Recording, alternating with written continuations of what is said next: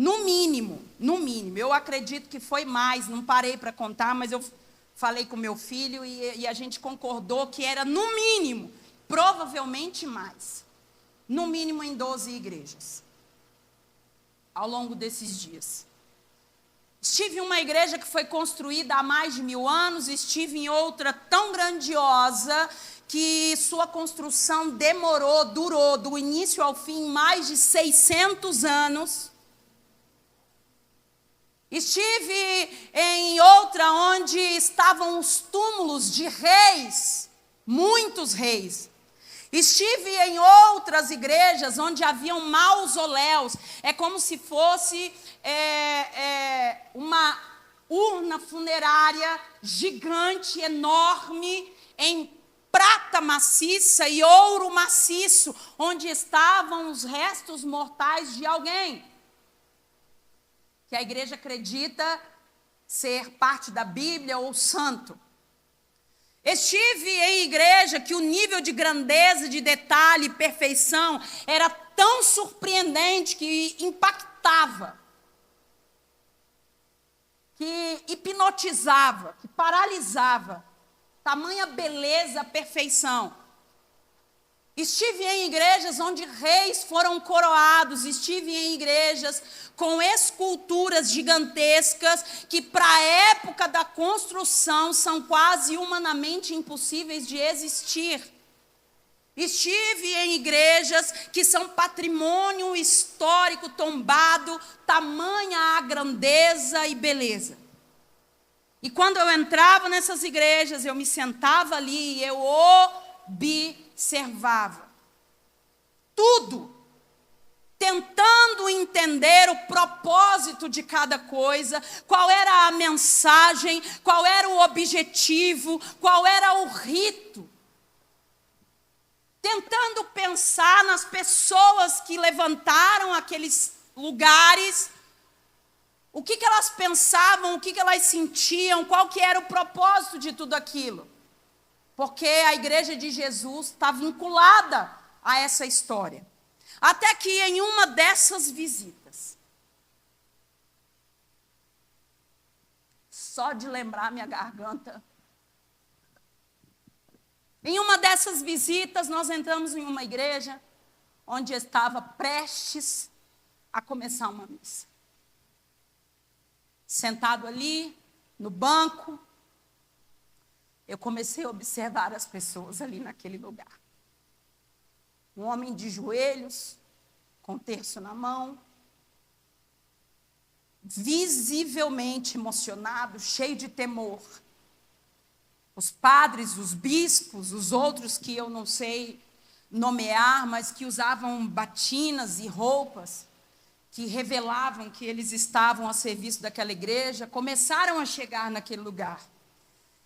E ao entrar por uma porta lateral, todos em absoluto silêncio, mesmo estando em grupos com muitas pessoas, ao entrar naquele ambiente, imediatamente se ajoelhavam, passavam a água benta na testa, faziam o sinal da cruz, e eles foram chegando, pelo menos uns 10 com suas batinas, alguns jovens, outros mais velhos, até que entra um homem já debilitado por conta da sua idade, com certeza absoluta, ele tinha mais de 80 anos, amparado por um outro jovem, e com toda a dificuldade e temor, ele se esforça para ajoelhar e cumprir os ritos que ele acredita ser importante.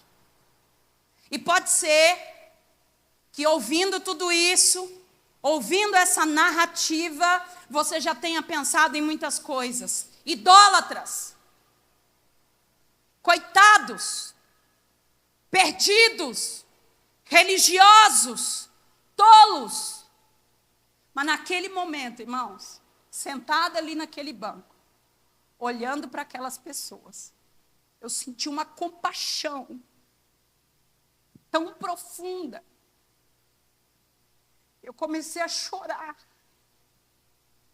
de modo que eu não podia conter as minhas lágrimas. Porque o que eu vi ali foram seres humanos verdadeiramente, genuinamente, intencionalmente, comprometidamente e, acima de tudo, sinceramente buscando a Deus. Eles estavam naquele lugar porque eles creem em Deus, eles estavam ali para buscar a Deus, eles estavam ali porque eles querem Deus, eles estavam ali sedentos de Deus, de forma legítima, de forma sincera, crendo de todo o seu coração que iam encontrar Deus. E com meu coração tomado de compaixão naquele momento, o que eu queria era apresentar a Deus como eu conheço para eles. Eu queria poder revelar a verdade que eu aprendi sobre Deus. Eu queria pegar na mão deles e levá-los até Cristo, que é o único que pode nos dar acesso a Deus. Eu saí daquele lugar pensando o que é que nós, como igreja, estamos fazendo. O que é que aconteceu com a igreja viva de Jesus na terra? O que nós estamos fazendo para pregar o evangelho para aqueles que estão sedentos de Deus? Porque 12 discípulos conseguiram garantir que o evangelho de Jesus chegasse até nós nos dias de hoje. Porque eles estavam genuinamente comprometidos em garantir que todos pudessem ir até Deus por meio de Jesus. E como que hoje, uma igreja que só no Brasil tem mais de 50 milhões de pessoas confessando ser cristão e evangélico, como que hoje esse evangelho, esse cristão que enche a terra, está vendo um mundo que precisa de Deus, que quer Deus, que busca Deus e não faz nada. Nada. Por que é que, como igreja de Jesus, eu e você ainda não pregamos o evangelho para os nossos vizinhos? Por que eu e você, como igreja de Jesus, ainda não ganhamos todos os nossos colegas da escola, da faculdade para Cristo? Como é que eu e você, como igreja de Jesus na terra, ainda não pregamos o evangelho para toda a nossa parentela? O que foi que aconteceu com a gente? O que foi que aconteceu com a igreja viva de Jesus na terra? Uma igreja que tinha uma missão. Uma igreja que tinha um propósito, que era levar a água viva que mata a sede de forma verdadeira para todo aquele que tem sede de Deus. Como que foi que a gente se acostumou a ver as pessoas no engano, perdidos, indo para o inferno, sem se importar? Aliás, digo mais, não é só que a gente não se importa, não é só que a gente não liga, a gente os trata como inimigos. Sendo que, na verdade, apesar e independente da religião, no fim das contas, todos estão buscando a Deus. Eu fiquei ali me questionando, chorando, eu saí abalada daquele lugar. Perguntando para Deus, pedindo ao Espírito Santo, me me revela o que foi que aconteceu com a igreja de Jesus na terra. Como foi que nós nos tornamos uma igreja que vê o mundo ir para o inferno e não se importa? Como foi que a igreja de Jesus se instala em um bairro e o bairro continua igual? Está tudo errado, irmão. Porque posso te garantir, aí fora o mundo está precisando, está querendo, está buscando, está sedento de Deus. Ainda que buscando no lugar errado, na fonte errada, tem sede aí fora. E a gente está fazendo o quê? Será que a gente se perdeu de novo? Como aconteceu ao longo da história com a igreja? Será que o ID de Jesus morreu no meio de nós? Será que o egoísmo dominou o nosso coração de tal maneira que a morte espiritual do próximo já não nos importa mais? O que foi que aconteceu com a igreja viva e poderosa de Jesus na terra? Porque nós somos tantos e em todos os lugares da terra e as pessoas ainda estão buscando a Deus onde não podem achar, porque eu e você não estamos dispostos a mostrar o caminho.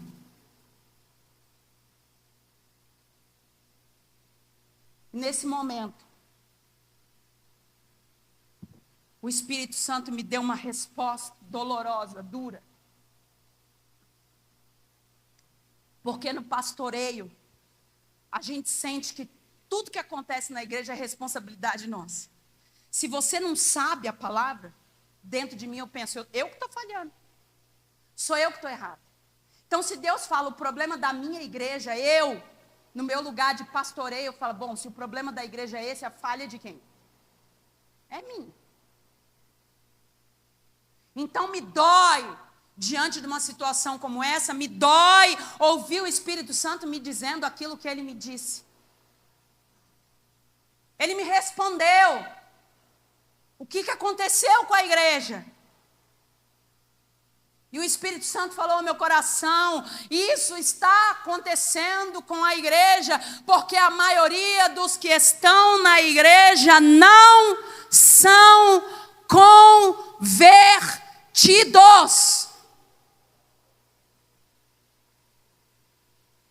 A igreja está cheia, tem milhões e milhões e milhares de crentes espalhados pelo mundo, e tem gente buscando a Deus no lugar errado. Por quê? Porque temos uma igreja cheia de pessoas que ainda não se converteu. E nós vamos entender mais adiante o que significa verdadeiramente ser convertido, mas fato é que grande parte da igreja não é convertida. É duro. É duro, mas é verdade. Gisele, isso é possível? É possível. 2 Crônicas, capítulo 7, versículo 14. 2 Crônicas 7, 14 é um texto que você conhece, diz assim: e se o meu povo, que se chama pelo meu, se humilhar e orar e buscar a minha face e se converter dos seus maus caminhos, então eu os ouvirei dos céus e os perdoarei os seus pecados e sararei a sua terra. Deus está falando de um povo que se chama pelo nome dele. Ou seja, um povo que se identifica. Ele não é um povo que eu chamo de meu povo, é um povo que se chama. É gente que se intitulou como povo de Deus. Se esse povo que se chama pelo meu nome, ou seja, um povo que se identifica como sendo de Deus, mas que ainda não se converteu. Nós podemos ver outro exemplo. Lucas capítulo 22, verso 31 diz assim: disse também o Senhor: Simão, Simão, eis que Satanás vos pediu para vos ir andar como trigo, mas eu roguei por ti, para que a tua fé não desfaleça.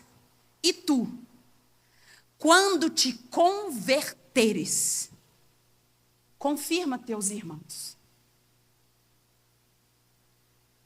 Essa pessoa para quem Jesus está falando aqui é Pedro.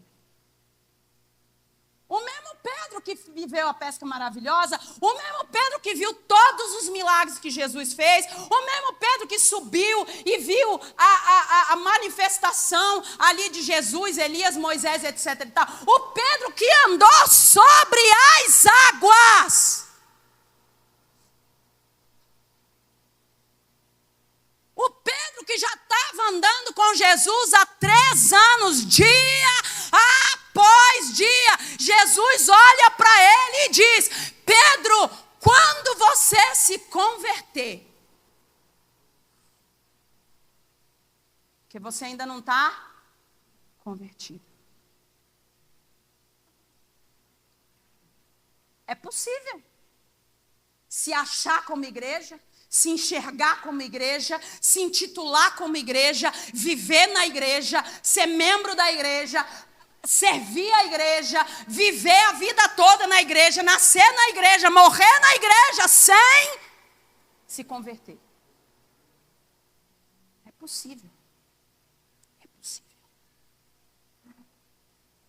Então não duvide quando o Espírito Santo diz: a minha igreja precisa se converter, porque a maneira como nós abandonamos o propósito do ID revela que nós não estamos convertidos verdadeiramente.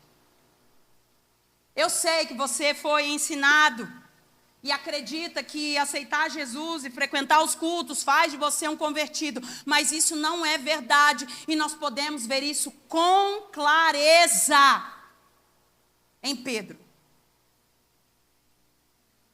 Porque Pedro andava com Jesus, via milagre, viveu milagres e ainda não tinha se convertido. Então é possível ser parte, pelo menos de forma física, porque espiritual não tem como, sem se converter. Bom, e se nós não somos convertidos, a gente é o quê? Porque, beleza, nós estamos aqui. Todo domingo a gente é dizimista, a gente é ofertante, a igreja está cheia. Jesus, esse povo não é convertido, esse povo é o quê? É Satanás. Que te acha que é aquele povo todo na igreja? Eu vi a foto, a postagem domingo passado, falando: onde é que esse povo estava? Da onde saiu tanta gente? E se esse povo não é convertido, esse povo é o quê, Jesus? Me ajuda. Aí Deus me disse: bom, parte da igreja é joio.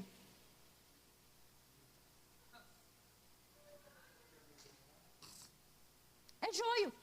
E está tudo certo, porque Jesus disse que seria assim e que quem arrancaria o joio do meio do trigo seria ele. Então, nosso papel aqui não é nem identificar o joio, nem tentar arrancar. O joio foi semeado no meio do... Então, no meio da igreja, tem muita gente que é joio. O nosso papel, a partir das palavras de Jesus, é examinar a nós mesmos e perguntar: será que eu sou joio?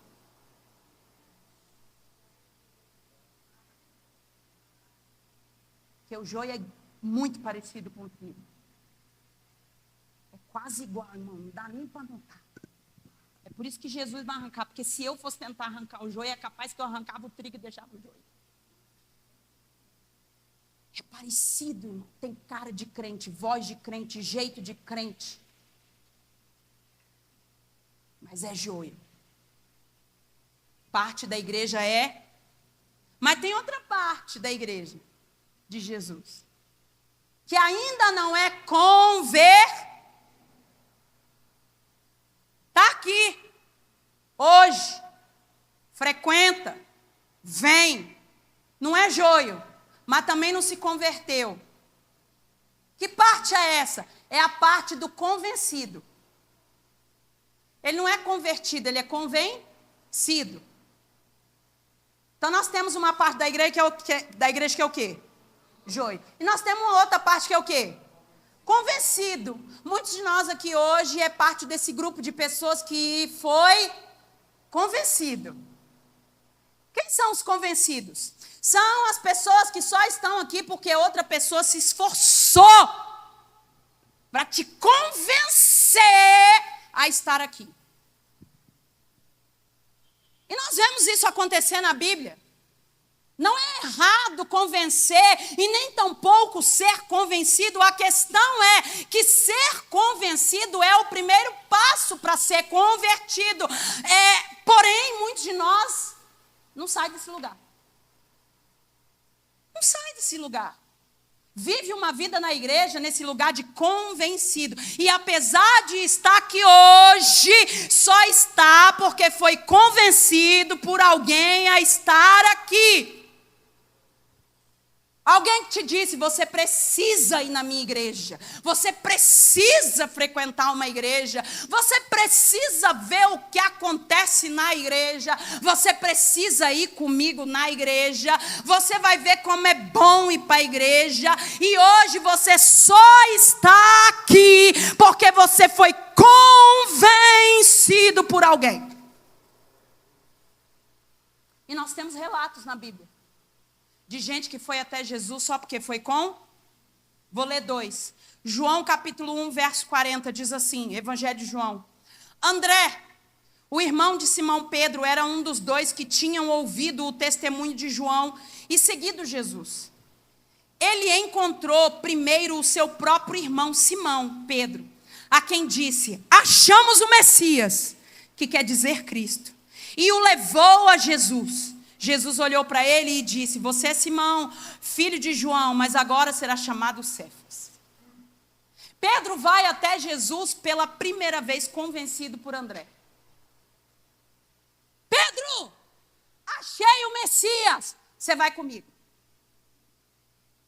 Pedro não foi procurar Jesus porque ele quis, ou porque ele estava procurando por ele. Ele foi convencido por seu irmão a ir até Jesus. Tem outra história de outro que foi convencido. Continuação, Evangelho de João, capítulo 1, versículo 43. No dia seguinte, Jesus resolveu ir para a Galiléia e encontrou Filipe, a quem disse, siga-me. Esse Filipe era de Betsaida, cidade de André e Pedro. Filipe encontrou Natanael e lhe disse, achamos aquele a quem Moisés escreveu na lei e a quem se referiam os profetas, Jesus, o Nazareno, filho de José. Então Natanael perguntou, de Nazaré pode vir alguma coisa boa?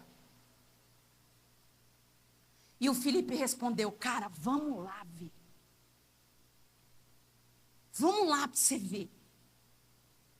Filipe chega para Natanael e diz, achei o Messias, é Jesus de Nazaré. Natanael imediatamente responde, mas rapaz, de Nazaré, não tem nada que presta lá, o Messias vai vir de Nazaré. Aí o Filipe diz, vem, vamos ver. Filipe convence Natanael a ir até Jesus. Ele não queria, ele não teve iniciativa própria, ele não foi baseado na fé dele, e sim na fé de Filipe. Irmãos, muitos de nós ainda faz parte desse grupo que não se converteu, mas que está nesse lugar hoje, porque foi convencido por outra pessoa. É o marido que só vem por causa da esposa, é o filho que só vem por causa dos pais, é o amigo, o parente, o irmão que só vem porque tem alguém convencendo você a estar aqui. E se essa pessoa que te convenceu a estar aqui por algum motivo não puder mais estar aqui, você também não vai estar.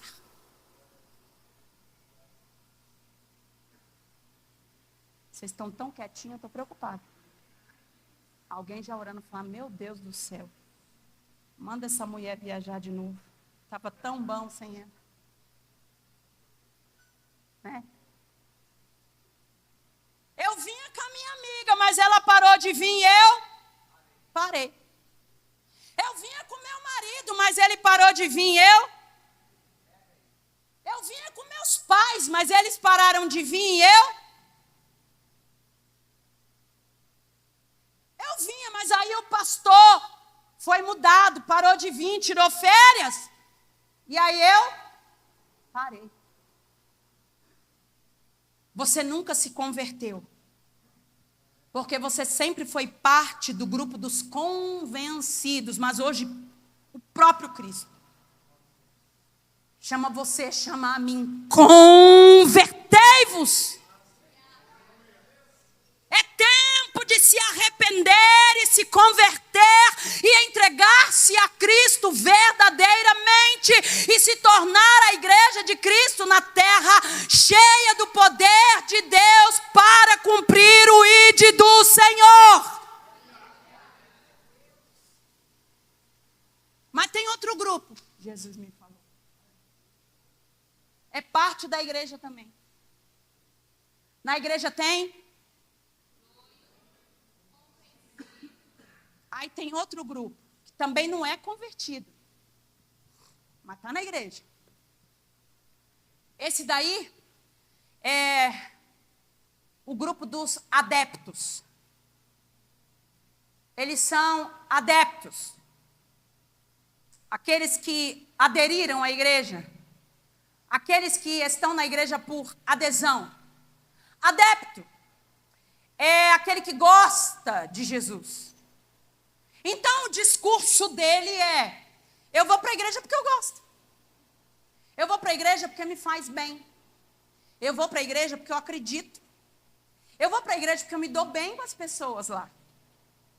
Eu vou para a igreja porque eu aprendo bastante coisa lá. Eu vou para a igreja porque eu gosto do pastor. Eu vou para a igreja porque eu acostumei, você acredita? Nossa, acostumei, vou, e quando eu não vou, sinto falta. Vou para a igreja, sabe por quê? Porque eu gosto da filosofia de vida deles. Eu gosto do estilo de vida deles. Eu vou para a igreja porque eu gosto dos princípios morais deles. Eu concordo com muita coisa, quase tudo. Muitos de nós hoje estamos aqui como adeptos. Pessoas que aderem à igreja, crente por adesão, mas nunca se converteu. Na Bíblia nós podemos ver alguns casos de pessoas que são parte desse grupo. Adeptos. Gosta, frequenta, aceita, concorda com quase tudo, mas não se converteu. Adeptos. Tem alguns casos na Bíblia assim, que são parte desse grupo, que, diga-se de passagem, não deveria, mas infelizmente, desde os tempos de Jesus, é o maior grupo da igreja. O grupo dos adeptos. João 3, verso 1. Havia entre os fariseus um homem chamado Nicodemos, um dos principais dos judeus. Este, de noite, foi até Jesus e lhe disse: Rabi, sabemos que o Senhor é mestre vindo da parte de Deus, porque ninguém pode fazer estes sinais que o Senhor faz, se Deus não estiver com ele. Jesus respondeu: em verdade lhe digo que, se alguém não nascer de novo, não pode ver o reino de Deus. Nesse momento em que Nicodemos procura Jesus, Nicodemos é um adepto de Jesus. Ele acredita em Jesus, ele defendia Jesus publicamente, ele admirava Jesus e os sinais que ele manifestava. Nicodemos tinha uma fé racional e lógica, com base em todo o conhecimento que ele tinha das Escrituras. Ele viu aquele homem cumpria os requisitos e os sinais que estavam descritos na Escritura. Logo, eu entendo, você tem que ser o Messias. Aí Jesus olha para ele e diz: necessário te é nascer de... O que em outras palavras ele quer dizer? Para ter a revelação completa sobre quem eu sou e acessar o Pai, você precisa se converter. Não basta só ser adepto. Tem um outro relato bíblico que mostra um outro adepto de Jesus, e esse é bem interessante, porque os que eu citei no grupo dos convencidos, no grupo dos convencidos depois se converteram. Pedro se converteu, Natanael se converteu. Nicodemos aqui, adepto, mais adiante se converteu. Mas esse aqui, apesar de ter aderido a Jesus, decidiu não se... Mateus 19:16. E eis que alguém, aproximando-se de Jesus, lhe perguntou: Mestre, que farei de bom para alcançar a vida eterna? E Jesus respondeu: Por que você me pergunta a respeito do que é bom? Bom só existe um, mas se você quer entrar na vida, guarde os mandamentos. E ele perguntou: Quais? E Jesus respondeu: Não mate, não cometa adultério, não furte, não dê falso testemunho, honre o seu pai e a sua mãe, ame o seu próximo como você ama a si mesmo. E o jovem diz: Tudo isso tenho observado. O que me falta ainda? E Jesus respondeu: Falta só uma? Falta só uma? Se você quer ser perfeito, vá e venda os seus bens, dê o dinheiro aos pobres e você terá um tesouro nos céus. Depois vem aí, siga-me. Mas o jovem, ouvindo essa palavra, retirou-se triste, porque era dono de muitas propriedades. Esse jovem chega até Jesus perguntando sobre a vida eterna. Jesus dá uma instrução para ele e ele responde: faço tudo isso. Em outras palavras, eu já sou adepto dessa filosofia de vida. Desde pequeno já era a cultura da minha família cumprir os mandamentos. Jesus olha para ele e diz: falta uma. Que coisa que falta? Você se converter. Vende tudo que você tem e dá aos pobres. E ele foi embora. Porque ser um adepto, ser um simpatizante, não exige muito. Mas se converter exige tudo. E é por isso que a maioria de nós se tornou um adepto da igreja. Porque isso não exige muito de você. Mas nunca se converteu de verdade.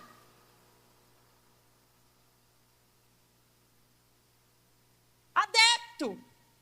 Jesus chega para esse jovem e diz: até hoje você foi um bom adepto de Deus, você foi um bom simpatizante de tudo o que ele ensinou, você participou ativamente, consistentemente de tudo, agora falta uma coisa: se converta.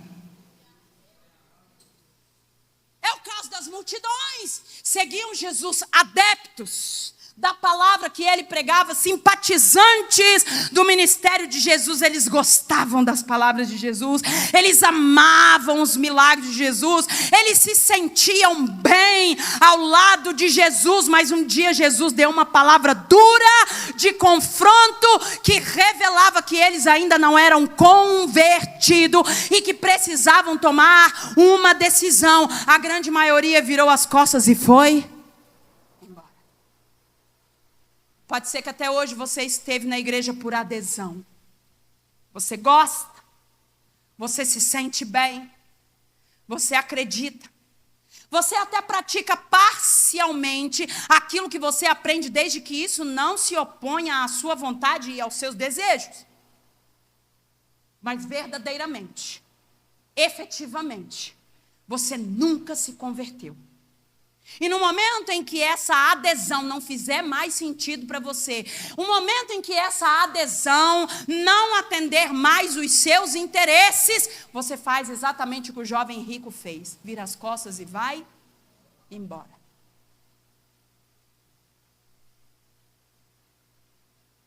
Porque ser igreja exige que você se converta. Hoje tem um bocado de gente adepto, pula de igreja em igreja. Porque na hora que não fica bom, ele vai. Na hora que não fica bom, ele vai. Na hora que não fica bom, ele vai. Adepto. Porque convertido fica no lugar que Deus mandou. Pode gostar, pode não gostar, pode concordar, pode não concordar. Se Deus mandou ficar, fica. É isso que convertido faz. Quem pula de igreja em igreja, adepto.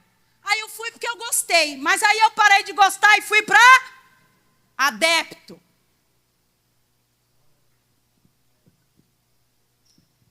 Aleluia. Dá um glória a Deus aí que é para não ficar chato. Pode Pode ser que no passado você até foi parte do grupo dos convencidos e agora é um adepto.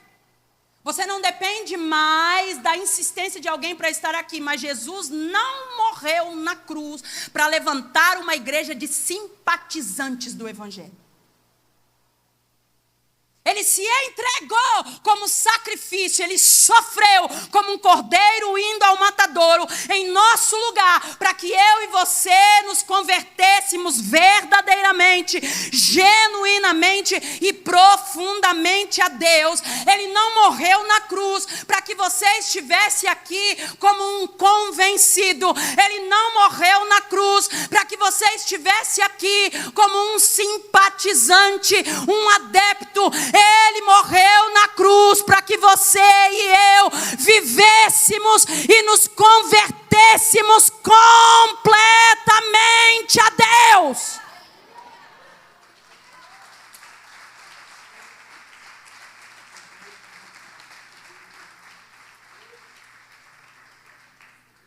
Mas no final das contas, a pergunta que fica é: o que é conversão? Conversão é mudança de rota. Estava indo para um lado, converteu, está amarrado, Satanás. E está indo para o outro lado agora. Conversão, mudança de direção. Estava indo para um lado, converteu, está indo para o outro lado. Estava indo numa direção, converteu, está indo na direção oposta. Era salgado, agora é doce. Era frio, agora é quente. Era noite, agora é dia. Era vazio, agora é cheio. Era triste, agora é alegre. Era morte, agora é vida. Era carne, agora é espírito. Se converter é mudar tudo drasticamente. E nós temos um que, na minha opinião, é o maior exemplo de conversão da Bíblia. Ele está em Atos capítulo 9. Eu não vou ler para não atrasar. Porque hoje eu estou com vontade de acabar o culto depois das 10. Só fica feliz se é convertido. O joio não gosta. O convencido não gosta. Só vim aqui. Insistiu. Ainda vai acabar mais tarde. O convencido não gosta. O adepto não gosta, porque atrapalha as prioridades dele. Ele vem, ele gosta, mas não pode incomodar ele. Mas o convertido gosta. Então hoje eu estou com vontade de acabar o culto às 10. Tem convertido aí ou não? Pastor Denis já caindo da cadeira. Então eu não vou ler o texto para não atrasar. Mas você sabe quem é. Apóstolo Paulo. Uma das maiores e mais impressionantes conversões da Bíblia. Ele estava a caminho de Damasco, com cartas que o autorizavam a prender e até matar cristãos. No meio do caminho ele encontra Jesus e se converte. Verdadeiramente, genuinamente, profundamente. A rota da vida dele muda, porque a conversão muda a direção. Quando você se converte verdadeiramente, tudo, absolutamente tudo muda. Muda a direção, muda o propósito, muda plano, muda sonho, muda objetivo, muda crença, muda princípio, muda coração, muda comportamento, muda vontade, muda desejo, muda tudo. Porque conversão não é algo que se faz de fora para dentro, é algo que acontece de dentro.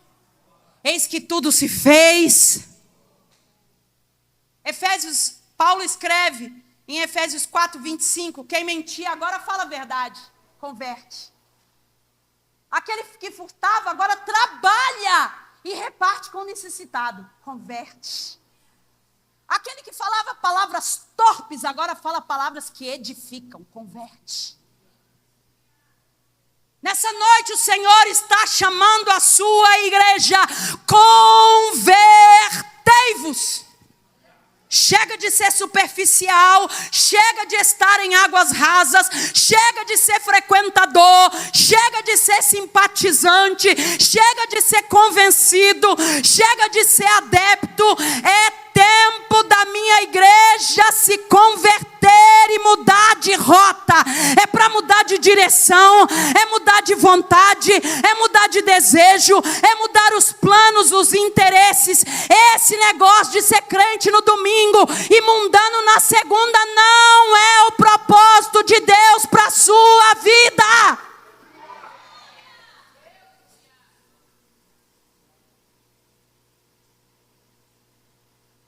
Quem se converteu mudou tudo. Não é que ela não pode fazer mais isso ou aquilo. Está chegando o carnaval. O convencido vai para o bloquinho. O adepto vai para o bloquinho. O convertido não. O joio também vai. Quem se converteu muda tudo. Não é que ela não pode fazer isso ou aquilo. Ela não quer. Eu gosto que tem uma irmã aqui na igreja. E quando a gente começou a trabalhar na vida dela, ganhar, a vida dela era baile sertanejo, um namorado depois do outro. O negócio era feio, irmão. Falei, Deus tem algo na sua vida e Ele vai te santificar. E a obra começou, primeiro era convencido, depois era adepto, até que chegou um dia, firme e forte com Jesus, ela foi com as amigas, insistência das amigas, numa balada sertaneja. Virava noite dançando em balada sertaneja. Chegou lá, olhou para um lado, olhou para o outro. Aí as amigas falaram, você está bem? Aí falou, cara, Jesus me pegou. Não é nem que eu não posso, eu não quero. Oh, Jesus. A gente precisa se converter, irmão. Não é sobre poder e não poder, é não querer. Quero mais fazer nada que não tenha a ver com o reino de Deus, porque ao se converter, tudo mudou dentro de mim. Por isso não faz mais sentido continuar vivendo a mesma vida, pensando da mesma forma, tendo os mesmos interesses e as mesmas atitudes. Porque se verdadeiramente você se converter ao Senhor, quem bebia não bebe mais, quem fumava não fuma mais, quem adulterava, se prostituía, fornicava, não faz mais, quem vivia na balada não vai mais, aquele ambiente, aquela companhia que você gostava não vai fazer mais sentido para você. E não é porque você não pode, é porque você não mudou algo dentro de você e agora você caminha em outra direção. Sabe qual é o problema de viver um evangelho sem se converter? Tudo fica pesado. Fica pesado demais, você até está aqui como um convencido ou como um adepto, mas como não aceitou a mudança que acontece de dentro para fora na conversão, você tenta parecer convertido de fora para dentro. E volta ao Velho Testamento, onde a renúncia era um peso, de modo que um dos temas que mais você vê no Velho Testamento é obediência. Porque a obediência é necessária quando eu preciso fazer o que eu não quero. Esse é o tema do Velho Testamento. Mas no Novo Testamento você não vai ver a obediência sendo uma coisa tão frequente. Sabe por quê? Porque quando você se converte, a obediência se faz desnecessária, porque agora você está convertido de dentro para fora, logo você não se vê obrigado a fazer o que não queria fazer. Agora você quer fazer, você deseja fazer, você tem vontade de fazer exatamente o que Deus quer que você faça. Não simplesmente como obediência, não por obrigação, mas com alegria, com gozo, com prazer.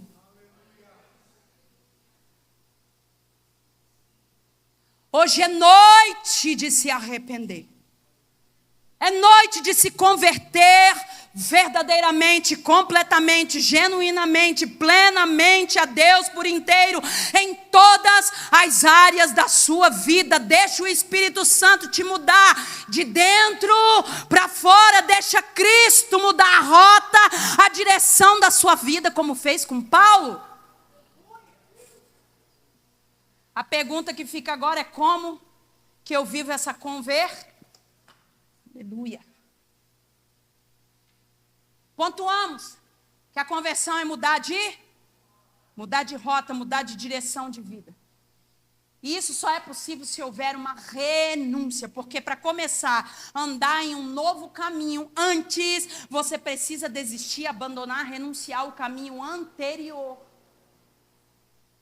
O próprio Cristo fez isso quando encarnou em forma de homem, porque como Deus, Ele é Espírito, e para se manifestar em forma humana, Ele teve que se converter em homem.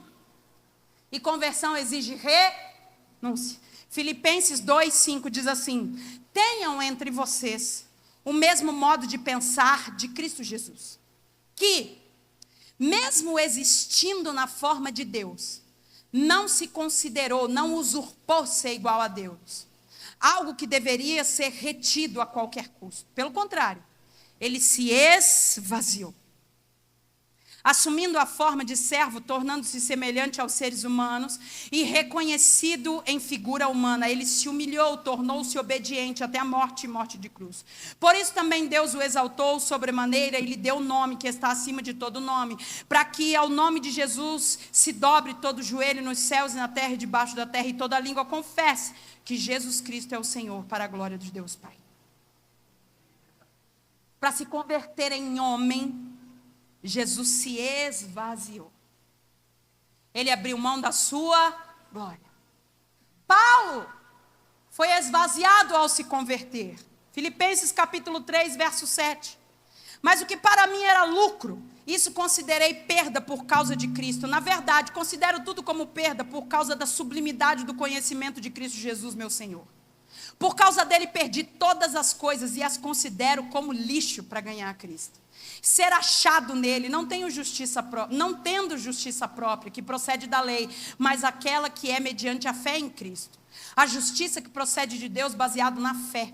O que eu quero é conhecer a Cristo e o poder da sua ressurreição, tomar parte nos seus sofrimentos e me tornar como ele na sua morte, para que de algum modo alcançar a ressurreição dentre os mortos. Paulo está dizendo: eu me converti, de modo que o que antes tinha muito valor, agora para mim não vale nada. Eu me converti, de modo que o que antes era importante para mim, agora não tem mais importância nenhuma. Eu me converti, de modo que antes eu perseguia para causar sofrimento, agora eu quero me tornar parte dos sofrimentos e ser perseguido.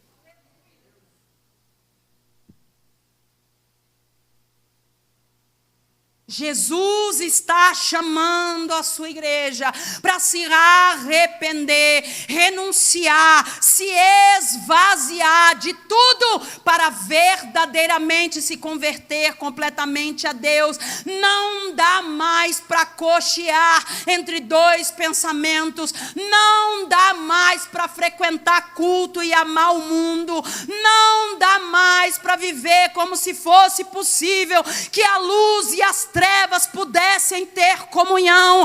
Não dá mais para viver ele vê como se água doce e amarga pudessem fluir da mesma fonte. É tempo de se arrepender dos seus maus caminhos e se converter a Deus completamente, se esvaziar, renunciar tudo, deixar Ele mudar você de dentro para fora, de modo que tudo se faça novo, uma vontade nova, um desejo novo, um coração novo. Deixa Ele mudar hoje até as intenções do seu coração. Deixa Ele mudar hoje a fonte do seu prazer. Hoje é noite de se converter ao Senhor definitivamente. Chega de estar aqui como convencido, chega de estar aqui como adepto, simpatizante. Jesus morreu na cruz para fazer de você uma nova criatura,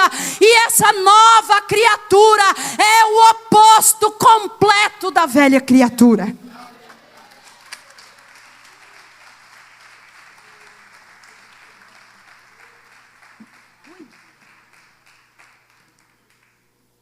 Teoricamente já deu a hora, mas eu não acabei.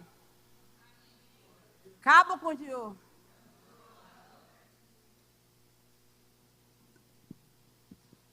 O pecado não faz mais sentido,